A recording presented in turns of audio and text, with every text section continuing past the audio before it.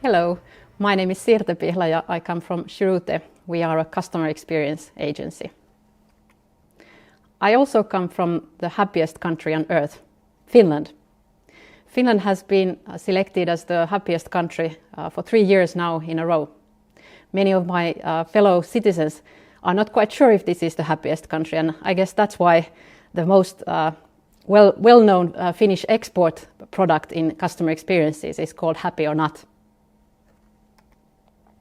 Today I'm going to be talking to you about the role and the importance of play in business. And I'm going to also talk a little bit about Lego Serious Play as a case example of a creative methodology used to doing just that, having some play and some fun in business. But let me tell you first a story. This story is about George Land, who got commissioned by NASA to create a test to select the most creative engineers for NASA in 1965. He thought that his test was pretty brilliant. 3 years later, he decided that he would try this test on a group of 1,600 children altogether. And they were aged 4 to 6 years, and 98% of them scored the level of creative genius in this test, which is kind of amazing if you think about it. So he wanted to continue on his journey doing this test, and 5 years later he had these same kids as 10-year-olds, and only 30% of those kids scored the same level.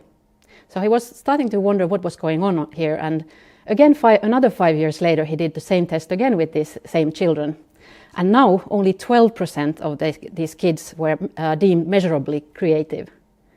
So he was a little bit astonished about these results and concluded that maybe it is the way that we're being schooled and trained at school to convergent thinking that drains from us all of the divergent thinking that is creativity.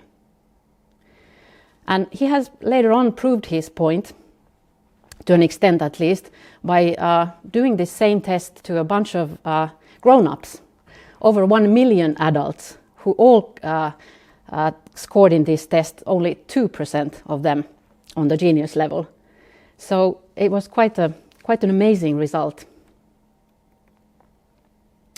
Play is really something that children gain their cognitive skills. So learning about themselves, about other people, about relationships and communication is the vehicle for this. They do it through play. It's really the most fundamental learning mechanism.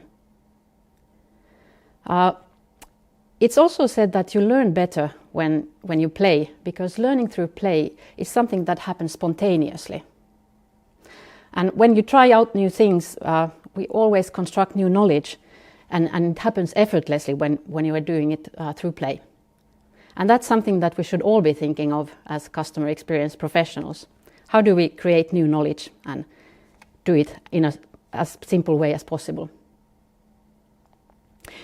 Our societies at the moment are facing totally unprecedented changes and challenges. We need to adapt, be creative, come up with new solutions to those problems very, very fast. And if you think about it, we need to understand our customers and our employees. They have totally new wants and needs that they didn't have before at this moment. And if you want to deliver what they want right now, I think that a very good way of sustaining a healthy business is really complying to these needs, and play is an excellent vehicle for creating, firstly, the understanding of what's going on in the world, and also coming up with innovative solutions. Actually, many management thinkers are also saying at the moment they're advocating for that businesses should become more playful, to embrace the unknown and to innovate. They feel that it's the only way to keep up with the competition.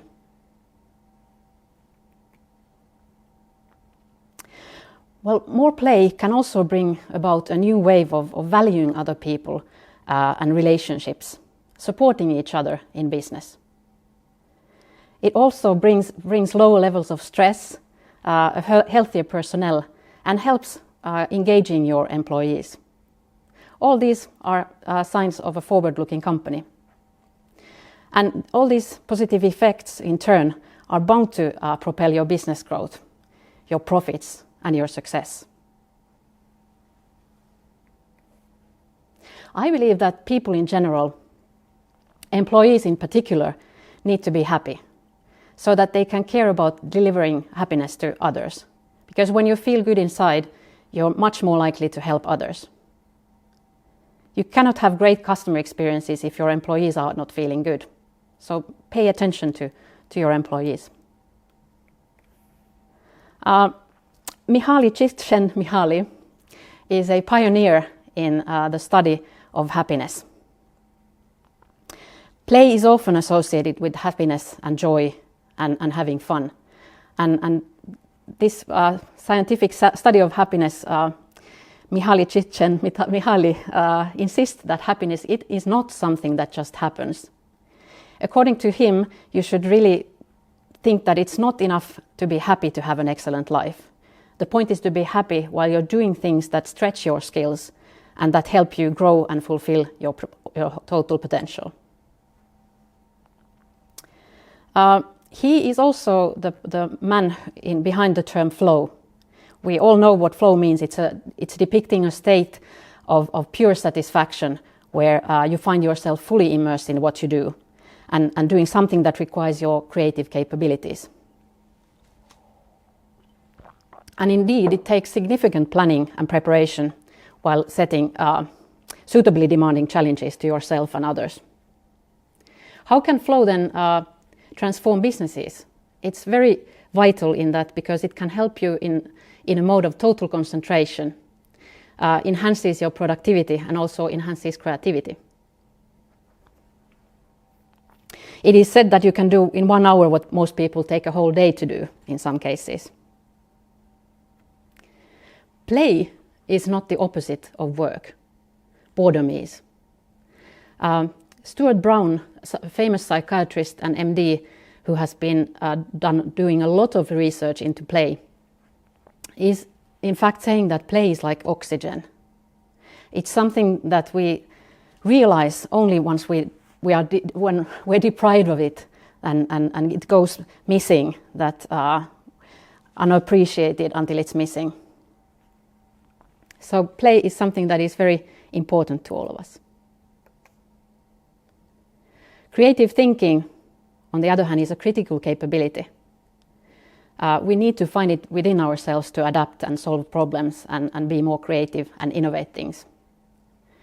Stuart Brown believes that having a playful atmosphere not only attracts young talent, but play at work also boosts creativity and productivity in people of all ages. According to him, when we make learning a fun activity, we'll both learn better and we make far more likely to use our newly acquired skills. I often hear people say that, I wasn't born creative, I can't be creative. But that's totally misses the point. I think it's even dangerous for people to think so or have this misconception, because it is a myth. It causes many of us to think that we're not capable, or we become uncertain about our ability to do creative things. And then we become soon afraid to fail in what we're doing. A playful organization, on the other hand, has happy, motivated, committed employees. They are inspired and they have fun together. All the while they're performing better. In a business, I would say, that has instilled play, people are allowed to experiment and take creative risks. And when it's okay to fail, it's much easier for everybody. And the whole organization learns and becomes more successful and does that much faster than they would otherwise. By welcoming failure, you're actually helping your company culture mature.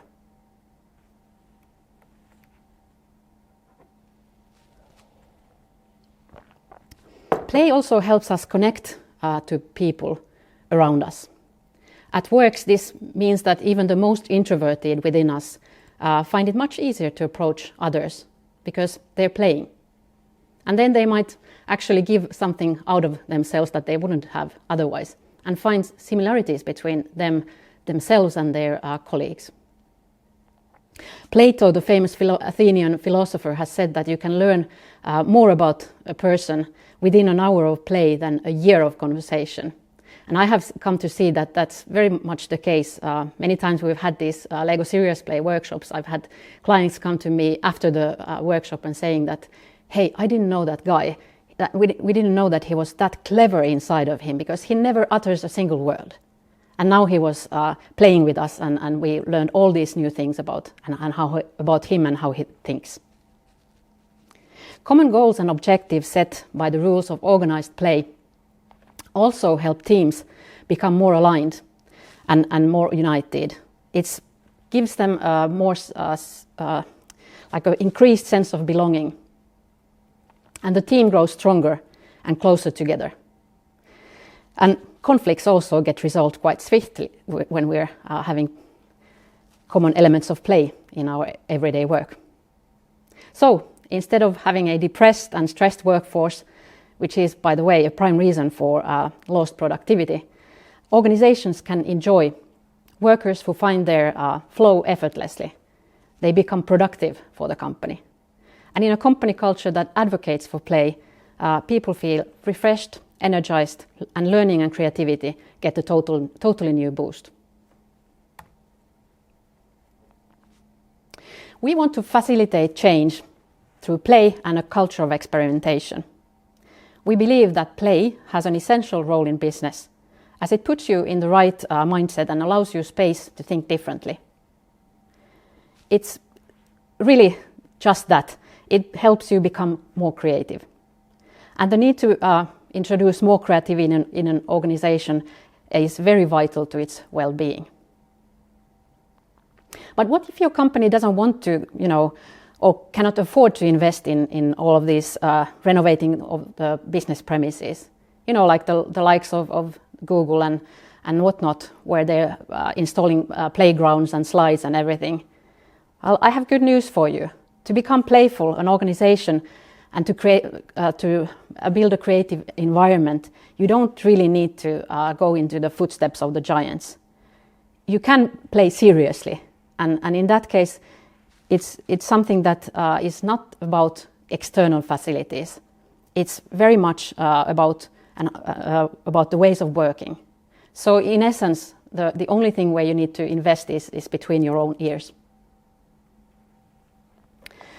So how do you then ingrain play into your working habits? Well, I'm going to tell you a little bit about Lego Serious Play in a little while.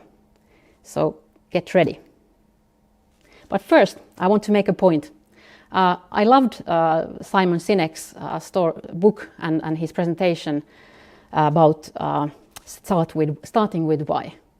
Every company should have a very clear purpose, and all of the organization's employees should know where this company is heading, what the purpose is, why they should be going towards that big idea.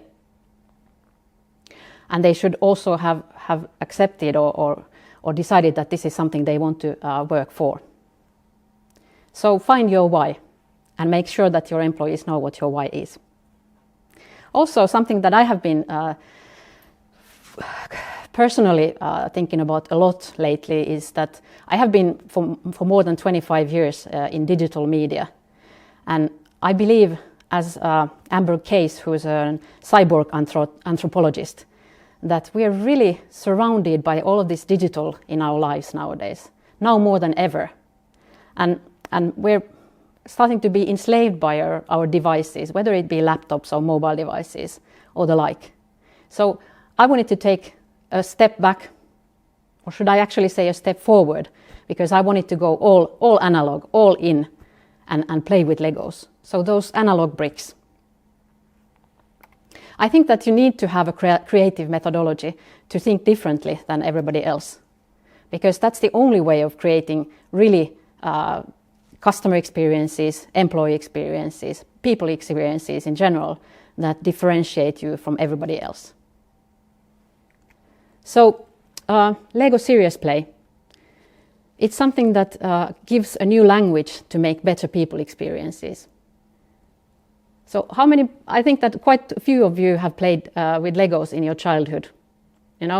It's easy enough to approach, and it's a great mechanism, even when you're an adult, to let your imagination fly. and you're going to achieve great business results by using this methodology. And I will let you in on what that is and why that is in my presentation. But let's first have a little look at LEGO Serious Play.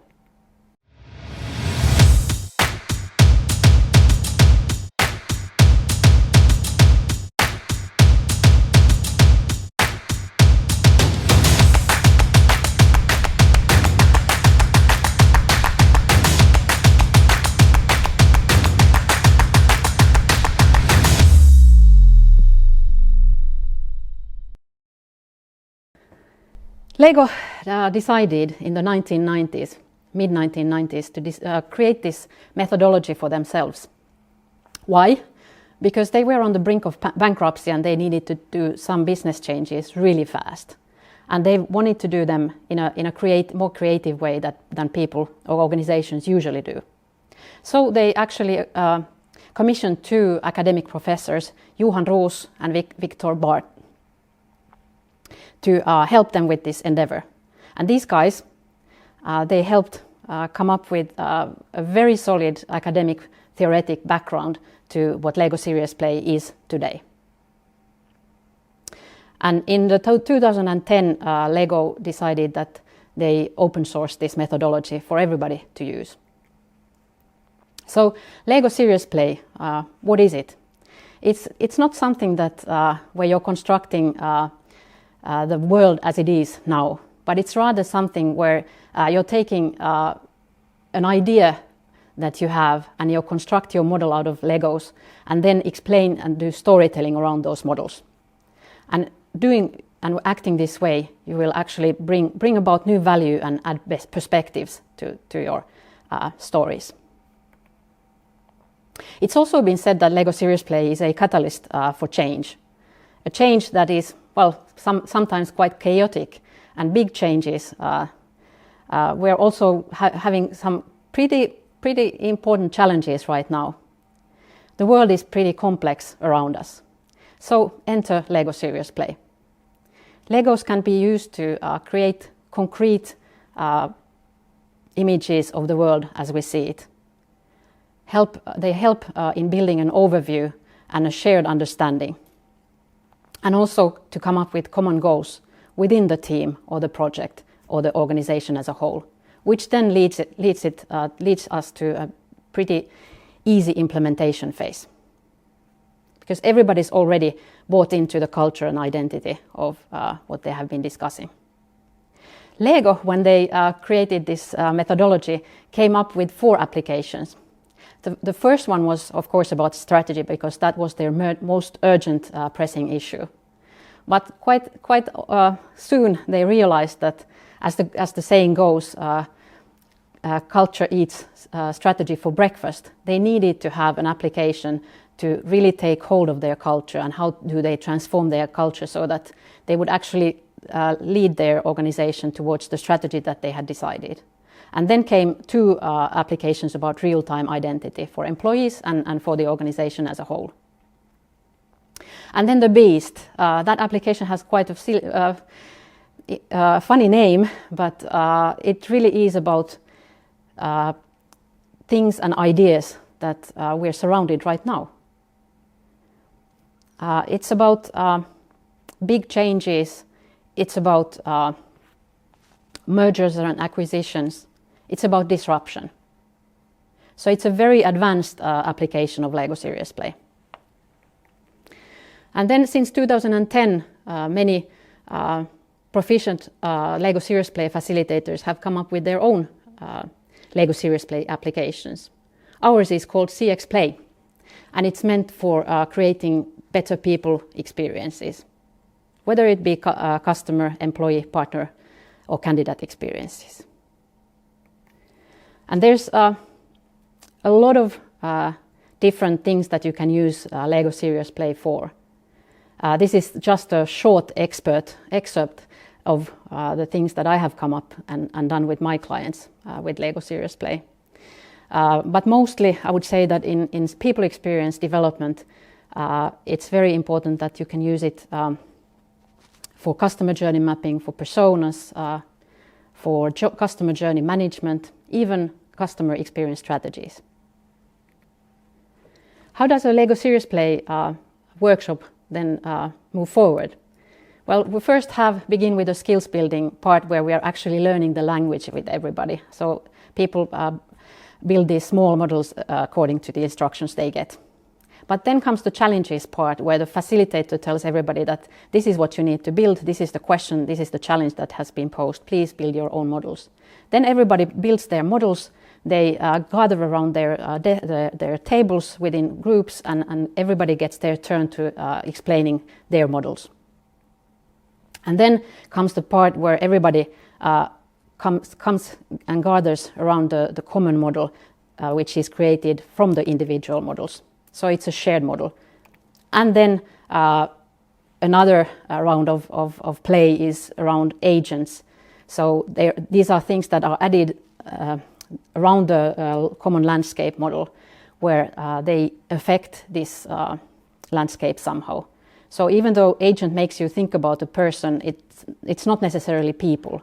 It could be culture, it could be institutions, it could be laws, it could be anything that really affects people and the way the organization works.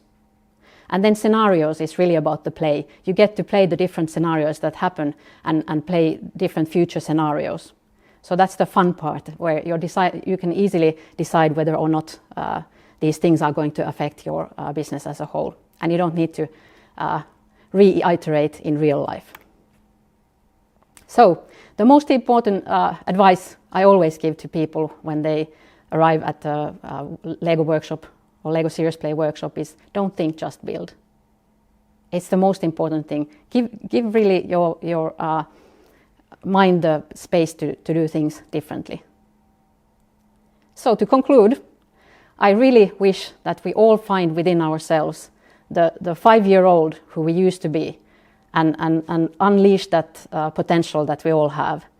So we really, really can all be much better thanks to that. So please give your brain a hand.